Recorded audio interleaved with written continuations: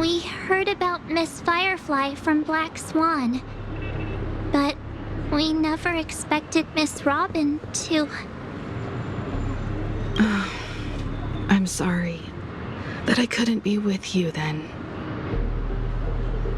Reality cruises on in serenity, while undercurrents bubble up from the dreamscape. Just like that memo keeper said. Stay strong, everyone. We can still do what we can for them. Starting with finding the murderer. Let's recap everything then. The Trailblazer just reminded me of something. March, do you remember what that family rep who negotiated with us said? Indeed, we trust that the Nameless has nothing to do with this, and we also beg each of you to help assist the family in verifying the identity of the deceased. That's how it was put, in reference to Miss Firefly. Looking back, he seemed a little evasive at the time. And he also failed to mention anything about the earlier murder, too. The family's planning on covering up all news about Miss Robin's death. If news gets out, Penacony's going to turn into a bloodbath. But the murder that followed closely after was obviously beyond their anticipation.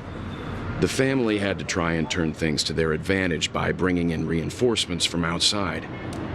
The Charmony Festival is nearly here.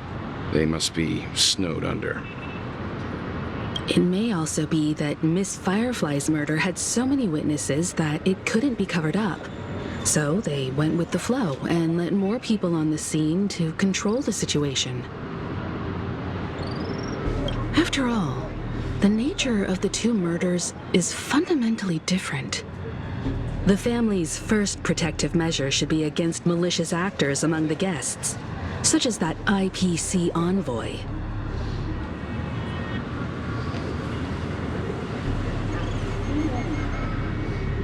Indeed, he was particularly concerned about that Galaxy Ranger. Are we missing the forest for the trees here? I always felt that Aventurine's reasons for accusing Miss Acheron were highly subtle. Can we believe him? At this point, I'm afraid the only ones we can trust are ourselves. Look, let's try to gather intel first and then list all the possible outcomes we can. Then we go through them, eliminating contradictions one by one. The fewer facts remaining, the closer we are to the truth. I've still got this sense of foreboding. It's like we're stuck in a whirlpool, spinning around that legacy even after everything that's happened. This time we're playing the role of a real detective.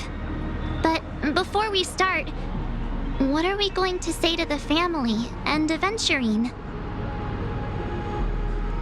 As I see things, the family harbors no ill will towards the Astral Express.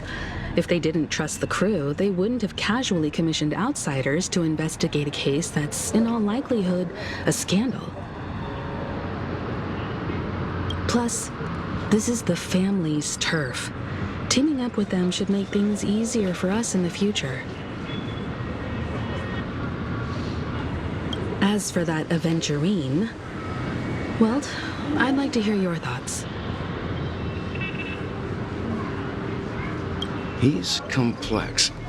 He deliberately slow-played his hand during negotiations while running circles around us all the while. He appealed convincingly to both reason and emotion. It wasn't forced, but the intent was obvious.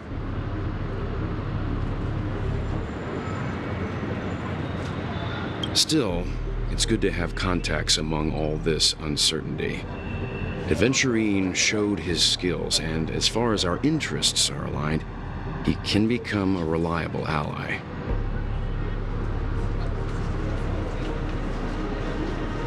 We also need to keep a certain distance from the family. Never let them get too close. Teaming up with the IPC helps balance that out. If either side makes a move, we have the option to pull out. So you suggest accepting Aventurine's proposal to team up? Yes. It's risky, but we can only wait until both sides have played their cards before making any further judgments.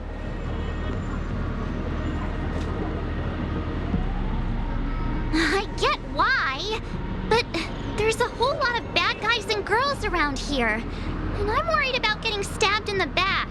He's been bullied a few times now, and I can't stand it anymore.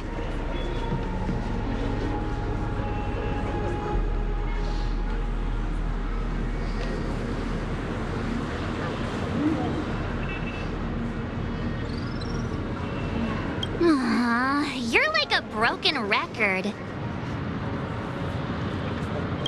Forget about it. Just let me keep an eye on him. If that doesn't work, we can just turn the tables and use him instead. Then, could you please reply to Aventurine? Everyone, take this time to put together your thoughts.